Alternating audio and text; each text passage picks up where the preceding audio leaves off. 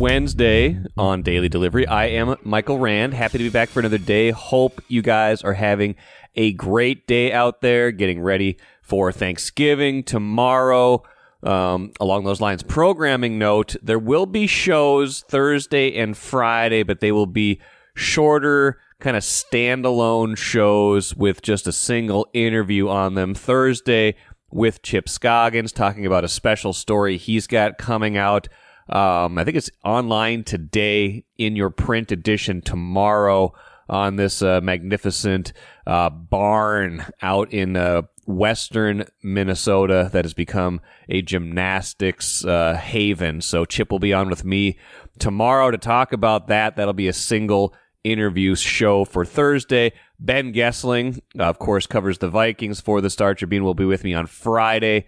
And that will be the entirety of the Friday show, setting up this weekend's game against Arizona, talking Vikings, talking all sorts of subjects with Ben. So those will be the shows Thursday and Friday, but there still will be new episodes both of those days. Today's show, Randy Johnson from the Star Tribune joins me here in a little bit to talk Gopher football. Close one, tough one last weekend against Penn State.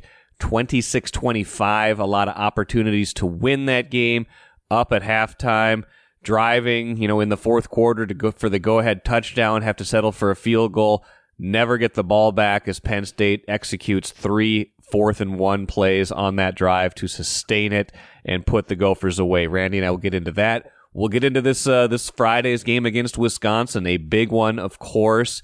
Badgers are not bowl eligible yet. Badgers have been in a bowl game every year. The last time they missed a bowl game was 2001. So keep that in perspective as the Gophers play there at Camp Randall on Friday. Badgers could miss a bowl game for the first time in over 20 years if the Gophers can win this game and keep them out of bowl eligibility. Gophers certainly playing for plenty as well, trying to get to a better bowl game. Randy will go through the scenarios for if they win or lose, what they might be looking at, things like that. But this one feels like it'll frame the Gopher season pretty well. They win this game, you've beaten your rival, you've gone 2 games better than last year's regular season. You can start to feel a little bit better about program momentum on the upswing. If you don't win this game and you're 6-6, kind of feels like a stall. Kind of feels like, hey, second straight year where they lost a bunch of games at the end of the regular season. So we will see what happens on Friday. Kind of a pick'em game. We will see what happens. And Chip Scoggins joins me here in a little bit. Not to talk about that story I mentioned before, but to talk about his Football Across Minnesota feature. Plenty of stuff from that, including a lot from the Prep Bowl this past weekend. First, though, what did I miss? The nicest thing we can probably say about the Timberwolves right now is that many things can be true about them at the same time. 8-9 now, 3 straight losses. If you thought they were starting to figure things out after winning a couple close games, including that dramatic game against Phoenix a handful of days ago where Julius Randle hit the game-winning shot, they have not followed that up with good play. They've lost 3 in a row since then, losing to Houston at home in overtime last night. It was a good game. I will say that. Houston is much better. They look like they are a bona fide top 8, maybe top 6 team in the West this season. A lot of nice pieces, a lot of things going for them right now. But in a perfect world, that's a game where a veteran Wolves team takes over early, wins that game, and kind of shows you something. Now, it wasn't that kind of game. It was a disjointed, all over the map game, which is kind of the Wolves season, right? Some positives, you take some positives out of it. You still see the negatives. You're still dealing with the fallout from the Karl Anthony Towns trade for Julius Randle, Dante DiVincenzo, right before the season started, just, a few days before camp opened. They're still kind of sorting through all of that. What it added up to, though, is a game where they lose again. Now, if they make one more shot, if Jaden McDaniels, who had a terrible game, the 1 of 8 from 3-point range, he is not that guy. He is not. If you're trying to make him your third scorer, that's going to be a fool's errand. You're going to be searching forever. I think they need to give up on that idea. Give up on the idea that Jaden McDaniels needs to be more of the offense. He's just not a good enough shooter. He's not a good enough playmaker. That is not going to be a thing you can do. But you do still, look at him and say, okay, make an open shot, knock down an open shot every once in a while. He had a wide open look with 2 minutes left in this game. Wolves were up 5 at that point after a big rally, after a strong end of the third, strong fourth. They were up 102-97. McDaniels takes a shot, looks good, looks pure, spins in. It's like 80% in, and then comes tipping out. Houston gets the rebound, goes down, makes a 3. Next thing you know, it's overtime. So instead of an 8-point lead, it's a 2-point lead. And that was the sequence right there where you can say, okay, if that changes, or if Ant's final shot, which also spun out at the end of regulation, that was 60 or 50% down. If that one goes down, we're talking about this slightly differently. We're framing this differently. All the bad things that happened in this game still would have been the same, but your perception of this game would have been colored differently if one of those 2 shots goes down. But they didn't. So now we're left to deal more with the negatives than the positives. The negatives, Dante DiVincenzo was awful in this game and has not been good this season. Booed off the court essentially in the third quarter, never to return in this game. That's not a good sign because that's one of your centerpieces from the Cat trade. That's somebody you got to have in your rotation. Someone who should seamlessly fit into all this but is having problems getting his shot going, having problems acclimating. He should be better. He should be better than this, and he just hasn't been so far. You can have faith that that's going to get turned around as he gets more confident, but right now, he is not playing well. That is a problem. Point guard, which is adjacent to Dante DiVincenzo, has been a problem because he started in place of Mike Conley Jr., who's been injured. He's got that toe sprain. Conley hasn't played. Largely, they had been leaning on DiVincenzo and Nickeil Alexander-Walker. Chris Hine from our paper just had a good piece online today kind of examining kind of the foolishness of that proposition, how they've suffered greatly when they don't have a true point guard on the floor, when Conley's been hurt, when they've been trying to piece it together with these other guys. So that's the negative, in addition still to Julius Randle still does not look like a good fit on this team. You look at his box score almost every game, and you're like, okay, it wasn't as bad as I thought. He had like 21 points. Yeah, the plus-minus was a -20, but a lot of players had a bad plus-minus in this game because the starters were having a rough time of it. Like, his numbers at the end always look better than what you remember from the game, which is not usually a good sign. He's not been as good as I thought he would be. Cat's been scoring in bunches in New York, so everybody's like, why'd they do this? Why'd they make this trade? This trade's a disaster, a failure, worst trade ever.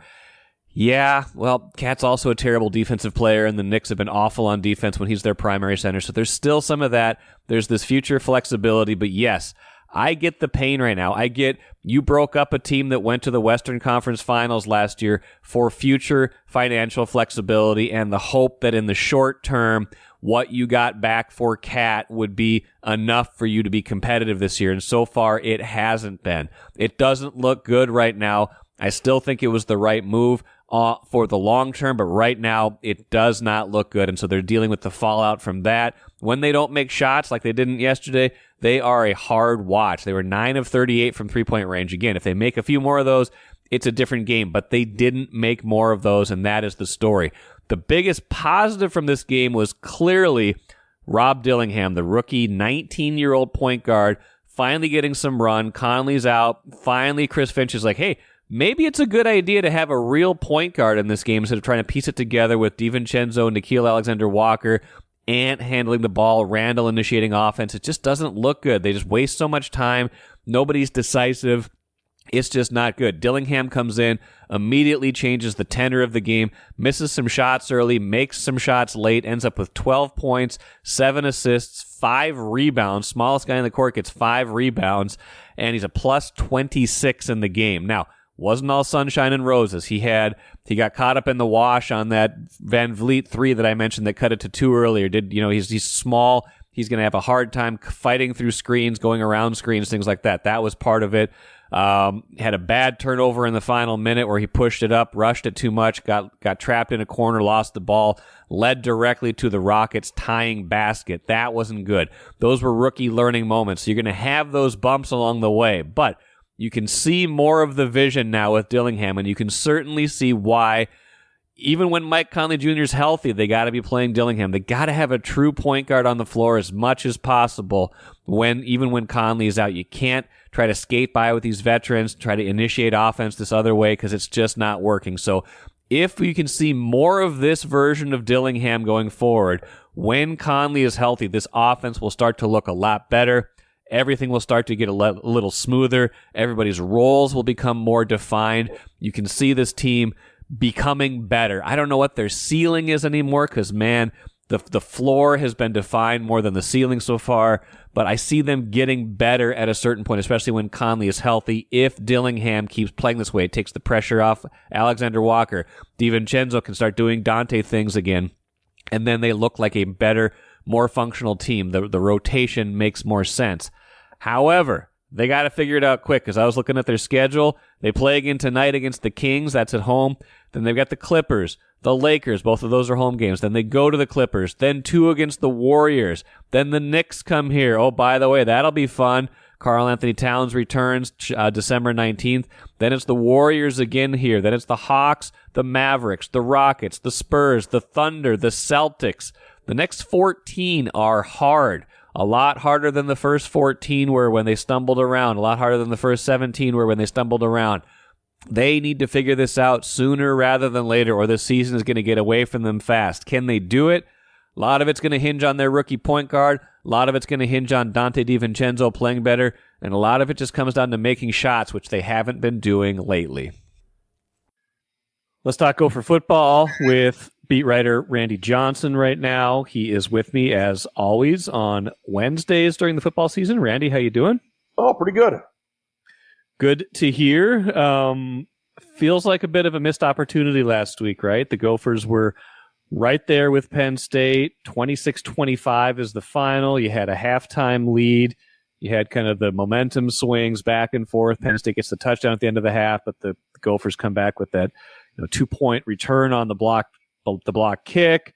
Kind of just felt like one of those games where they were one play short. The kind of the weighty downs. Kevin O'Connell likes to call them the weighty downs.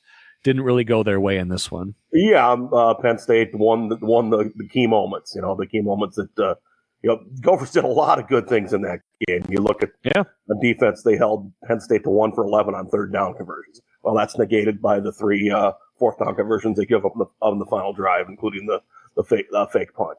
Just a lot of things that if you get the win on there, it's an outstanding game, but it was a good entertaining game, but it just came up short. That no reason to hang your head over that against a number 4 ranked team in the country, a team that's going to be in the college football playoff. But yeah, the opportunity just slipped away from them. How did they feel after the game? What's the mood when you come that close? You play well. You certainly feel good about that, but then it's like it is one of those games where you can point to any number of moments and say, "Oh man, if that, then this." They were pretty devastated. BJ Fleck said there wasn't a dry eye in the locker room. They wanted that game pretty bad, and yeah, you come that close, it's going to be a punch to the gut. You brought up the fake punt. You brought up the 3 fourth down conversions, which brings me to the fake punt, which was the first, I believe, of the 3 fourth down conversions on that last drive that kept the Gophers from even getting the ball back. Listener Paul had a couple questions from that game I thought I would ask you, and we can kind of talk about both of them. Number one, he says, first, it seems like everyone in the stadium and watching at home knew that Penn State might attempt a fake punt when they did, and yet the Gophers seemed unprepared. I wonder what you make of that. What do you make of that? Well, I think they were hoping to get a good return. That's they had their punt return team on. They didn't have the safe team on. They made a choice and it didn't work. That's I don't know. I'm not a coach, so I'm not going to try to delve into what went into that in PJ Fleck's head. But that's the decision they made, and Penn State had the proper response. I know that James Franklin said that they were looking for a certain look and got it. They basically saying if they would have not been in punt return mode, they probably would have turned off the fake punt call. And obviously, it was deep in Penn State's own territory. It was like their own 34 or so. So yeah, you missed that. If you're James Franklin and you don't get that, and the Gophers win the game and possibly knock you out of the playoff situation, you might lose your job. But it's only 4th and 1, right? So it's, the distance that you have to go versus the risk of what happens if you miss. I can understand why you might not have thought they were going to fake punt. Hindsight being 2020, I'm sure they wish they would have had their safe team out there. But it's kind of one of those things where when someone does something so audacious as that, which is pretty audacious when you're up by 1 with about 5 minutes left to fake a punt from your own territory, pretty deep in your own territory. Some of this is probably outcome-based grousing than it is so much strategy-based grouching, I would think. Yeah, any time a coach makes a call that doesn't work, if somebody thought they had the call that would work, well, then they feel pretty good about themselves, I imagine. Paul's second question was the pass interference call near the end of the half. How is it that in the year 2024, at such a crucial time of the game, there's no way to review that penalty? Why isn't there a chance for either coach to throw a red flag or for the booth to review it? I would say because the NCAA hasn't adopted that rule. Yes, we know. That's why. Does that open up a can of worms if they go to a rule like that? I mean, you can point to plays like that. They have such an impact on the game. I do kind of wish sometimes that more things were reviewable because it seems that kind of you're picking and choosing what's impactful or what you can say. Actually, no, we can't review that. Yeah, I mean, it would be nice to be able to the NFL tried it for a while where they were they were taking some after that whole playoff game with the Saints involved in that one, where they could review a pass interference penalty and get rid of it or put it on. So yeah, you would open a different can of worms and you would be extending the length of games possibly. I think it would be good to have a challenge there. Maybe you only get one of them. Then it's going to be subjective and it's does it go to a booth review? I suppose it would have to. I don't know if you're going to get much change if it's just the officials on the field themselves consulting. So yeah, it would have to go to booth review. Well, whatever happened, they lost by 1. They don't get the ball back. They have to live with that. However, they still have an opportunity this weekend against Wisconsin. Badgers, by the way, as we were talking about before we started recording, they are not bowl eligible. They're 5-6. They have been in a bowl game every year since 2001. That is almost a quarter of a century of going to bowl games. Obviously, they had quite a streak before that of not going to bowl games for a while when they were not a good program, but that's a pretty impressive streak. The Gophers could stop that or at least give it a good chance to be stopped. There's still scenarios where a 5-7 Badgers team, if their APR was good enough, would get in. But more likely than not, if the Gophers win this game, the Badgers are not going to go to a bowl game. So plenty at stake this weekend. Yeah, and I think on Minnesota's side, too, there's a decent amount at stake. It's not as cut and dried as getting into a bowl or not going to one, but it's getting to a better one possibly. And it's also leaving a lot better taste on the end of the season than compared to, say, like last season where they lost their last 4 in November, all 4 November games to finish 5-7 in the regular season and got in on their grades. This year they're 6-5 and 7-5 sounds a lot better than 6-6, and 7-5 gives you a chance to get to 8 wins in the bowl. It's maybe not the biggest accomplishment ever, but you can put a little bit more shine in the season if you do that. You get a little bit more than a 500 season out of a pretty good quarterback like Max Brosmer. I agree. I feel like this will have a lot to do with how we remember this season. Obviously, it's a rivalry game. You've lost 2 in a row. I mean, they had that 4-game winning streak in the middle of the season that kind of turned things around. You've got, the woulda, coulda, shoulda moments throughout that happen any season. The onside kick against Michigan, the North Carolina loss, and I see now that Mac Brown's not coming back next year. North Carolina's season hasn't really taken off from that point, but they're at a point now where you could say if you beat Wisconsin, I think most people would feel reasonably good about this year, and internally they would feel like, okay, that's 2 wins better than the year before in the regular season. It foundationally feels like it's ticking back upward. Not like 6-6 is a disaster, but it doesn't move the needle far enough for me, far enough away from last year for me. No, it's a tough deal there. If you go 6-6, people just kind of look at it and, for a college football team, they just kind of look at it and turn away. We're in a market that's, they're judged a little differently than say a college market. There are mid-pro teams where, the things are set up for bad teams to get better easier through the draft. And, college football, it's the opposite. The good teams, it's set up for them to stay at the top. Just the way, you win, you get better recruits. You get more money into your program, things like that. So it's they have to win to get the attention, basically. Yes, they do. If they are going to win, I believe I saw Wisconsin was a very mild favorite in this game, maybe by a point or two. So it's basically a toss-up game. If they're going to win, what's it going to take? What's going to go well for them, and what's going to go poorly for Wisconsin? It always seems like the Gophers-Wisconsin game is one with line play on both sides. I think they need a very good game out of their offensive line. They got a much better game from the line than they did at Rutgers. Rutgers had a lot of problems, and Penn State was their defensive line. They're quick and they were strong. They got in there a lot of tackles for losses, but they didn't get to Brosmer a lot, so that helped the Gophers move the ball. Defensive line, if the Gophers can put some heat on the Wisconsin quarterback, that's always a good thing. I think they should feel pretty good going into it. They have a good passing game, and so they can diversify things a bit. You need Darius Taylor to have a nice game, be either running or catching the ball in the backfield.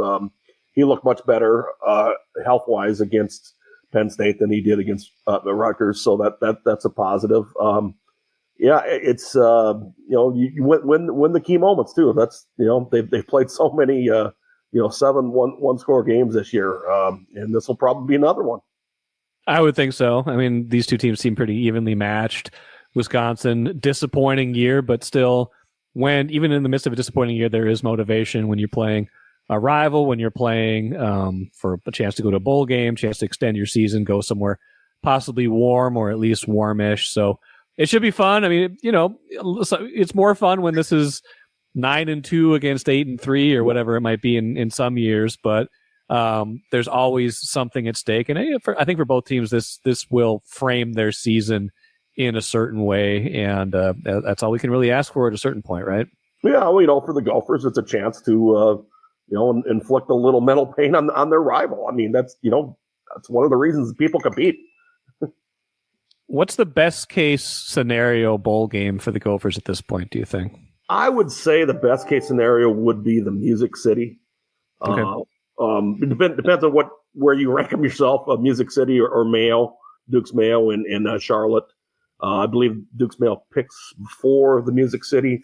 Nebraska getting eligible kind of throws a bit of a wrench into things for some teams like the Gophers, because Nebraska hasn't been to a bowl game since 2016, and they travel very well, and they have that reputation, and there'll be bowls that would like to have them there. Michigan's in, so that's a national brand, even though they're a 6-5 team right now. You would hope the Gophers would be able to avoid Detroit. I think that'll probably play out where they don't end up there, but there is a chance. Michigan State still has to get bowl eligible. If they do, they're probably a pretty good candidate to end up there. Gophers could end up in the Rate Bowl out in Phoenix. They were there 3 years ago. There's a scenario too where if Wisconsin wins this game and Michigan State gets bowl eligible by beating Rutgers, then you have one extra, and I could see a team like the Gophers ending up in a place that's not a Big Ten bowl, like an Armed Forces Bowl or a First Responder Bowl, in Dallas, where instead of sending them to Detroit for the fourth time since 2015, they cut a deal there where they go to Dallas on I believe that one's on January 3rd, playing at SMU Stadium. It's probably not optimal, but that's if they lose and everything goes that way. If they win, they can take care of things where they probably put themselves in either Charlotte, Nashville, or Phoenix. I don't think they would go to the Pinstripe in New York because they were there 2 years ago. Okay. Well, still lots to sort out, and that'll be fun to kind of watch early next week, right? Is when those start to go out, kind of, or do you next a week from Sunday after the conference title games? Okay. And these were all assuming that the Big Ten gets 4 teams in the playoff, which it looks as long as nobody gets upset, like say Penn State or Indiana doesn't get. As long as Indiana doesn't lose to Purdue, or Penn State loses to Maryland. So the 2 bottom teams in the Big Ten. Okay. So. Yeah. Okay. Well, plenty to sort out. We'll talk to you again soon. Stay warm in Madison. I don't imagine it's going to be very warm this weekend. I wouldn't think so. It's never is this time of year. All right. Thanks, Randy. Take care. Thanks a lot, Mike. Great stuff from Randy, as usual. Appreciate him visiting all year long, usually on these Wednesdays after Gopher games.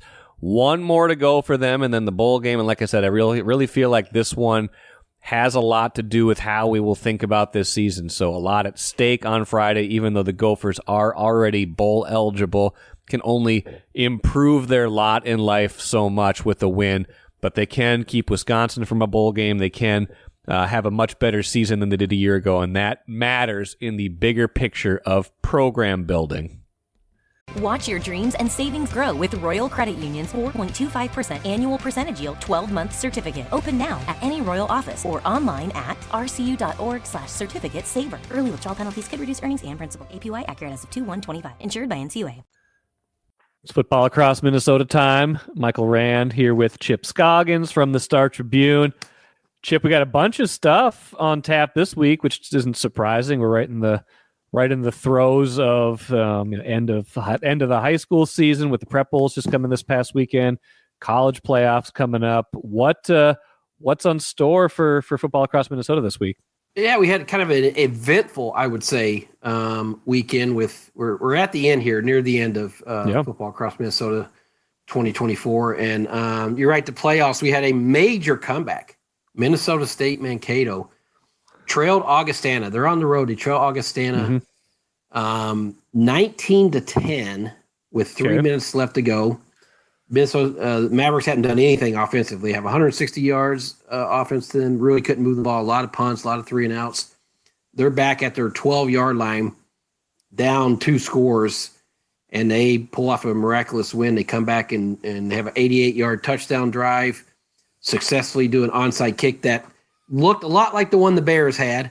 Okay. Against instead of kicking it hard into the ground and getting a big bounce, their kicker prefers to lay the football sideways and kind of saucer it, so it has a lot of spin.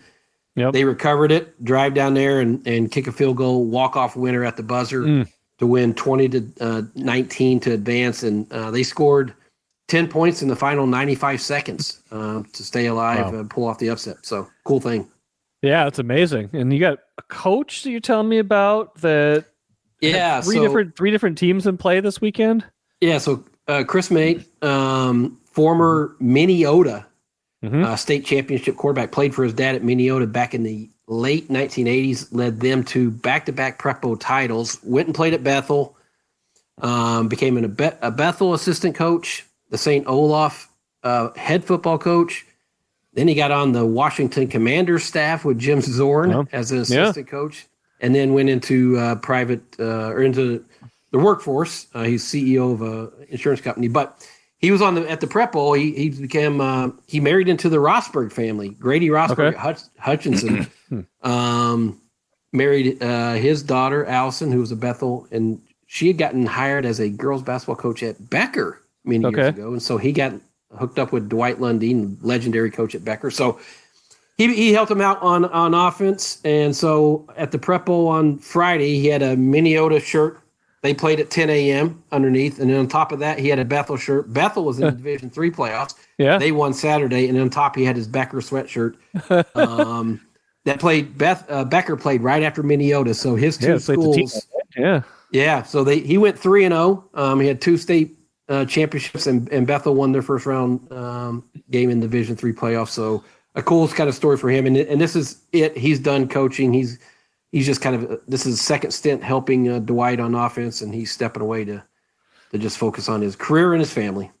Man, Dwight, Royce and I were talking about Dwight on Monday. Yeah. So, man, what a legend. He was there. I mean, he was doing this when I was there, like doing perhaps like 15 years ago. And, felt like maybe he was towards the end of his career then. He is still going strong with that program. Well, I'll give you a tease. There might be a game ball for Dwight. Yeah, I would think so. Yeah. I would think so. He's done pretty well. Over 50 years, right? He's about 55 years. That's amazing. That's amazing. Yeah. You got one more, too. Yeah. Yeah, a couple of items I'm going to get to. I just love the Maple Grove running back, Charles Lungama. I don't know if you've seen him play, Mike. I hope people. No, I haven't. You could probably Google and see some of his runs. He has the best footwork of probably any running back I've seen in a long time. Okay. This guy can dance. I mean, his cuts and jump cuts and jukes and fakes are amazing. He's going to North Dakota. I talked to him just about how you develop that, because he had a couple of them in the Prep Bowl to lead help Maple Grove finish an undefeated season in the 6A championship, and just a terrific runner, and just the moves he has. And he says he traces it all the way back to some of the childhood games playing tag and those things where you have to kind of elude guys. And he works on, obviously, squats a lot. He does some balance exercises, but a really terrific season for him. Even though he had a high ankle sprain that caused him to miss 4 games, he was clearly one of the best players in the state. And so going to have something on him. And then Elk River. Oh, yeah. I love the fact that you can have 1 pass and 63 runs and win. It's amazing. Prep Bowl. I was texting. You don't know who's running it, right? You can't. No, tell. it's deception. You never really know who has the ball, and they had three runners surpass 100 yards in the Prep Bowl. And I was texting with their coach Steve to find out how often they did it, and they've actually had 4 runners over the years that went over 100 yards in a game together. So, but it doesn't happen a lot. I think he traced it back maybe 5 times that they've had that many threes. So, but 63 runs, 1 completed pass, they only threw 1 pass, and they are state champions. So, I love that they stick to who they are and what they do well, and it's obviously a successful formula. Game balls quickly. I think we teased one, didn't we? Yeah. Game balls. I'll start with Ryan Mayer, Minnesota running back. 22 carries, 290 yards, a Prep Bowl record, 6 touchdown carries to lead them to a 70-20 win in the 1A championship. What a game. Game ball number 2, Jonathan Grenard. His impact on that Vikings defense, I don't think we can overstate it, but he became the first Viking defender since Jared Allen in 2009 to have 4 tackles for loss, 2 sacks, and a forced fumble in a game.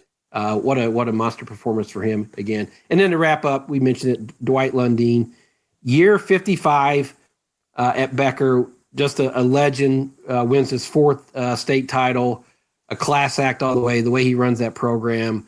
Anybody who's dealt with Dwight loves Dwight because he's just such a great human being. But 55 years at one program. Think about the father-son combinations that he's coached, and just a wonderful person, and I'm happy for him to get that championship in year 55, and I won't be surprised if he keeps going. Awesome, Chip. Appreciate it. We'll catch up again soon. Thanks, Mikey. More cool stuff from Chip, and then we'll talk to Chip again tomorrow. He's been a busy guy. Lots of great stories coming up, as always. He does a fantastic job, whether it's something big, something small, and I've appreciated visiting with him all year long for this Football Across Minnesota feature. Let us finish with the cooler quickly. Tough injury news for the Vikings. Ivan Pace, their excellent young linebacker on injured reserve with a hamstring strain, will miss at least 4 games. That will test them, especially as the passing games get better against them. You got Kyler Murray coming up on Sunday. You got Kirk Cousins and the Falcons 2 weeks from now. You got to play Seattle, you got to play Green Bay, you got to play Detroit down the stretch. You got Caleb Williams again in there. Their final 6 games will test them more from the quarterback spot than they've been tested. Pace flying around, blitzing, he's a big part of what they do, and he will be missed in their defense for sure. That is something they will have to overcome. They've been good at it so far this year, but that is another thing they have to overcome this season. And I'm sure Ben Gessling and I will talk more about that and other things on Friday's podcast. That will do it for today. Hope you enjoyed today's show. Like I said, shorter episodes coming up Thursday and Friday, but still some fresh content for your listening pleasure over the Thanksgiving holiday. And I'm sure we'll be back Monday with Royce as well. So enjoy the Thanksgiving festivities, the feast, whatever it is you're doing, and we'll talk to you again soon.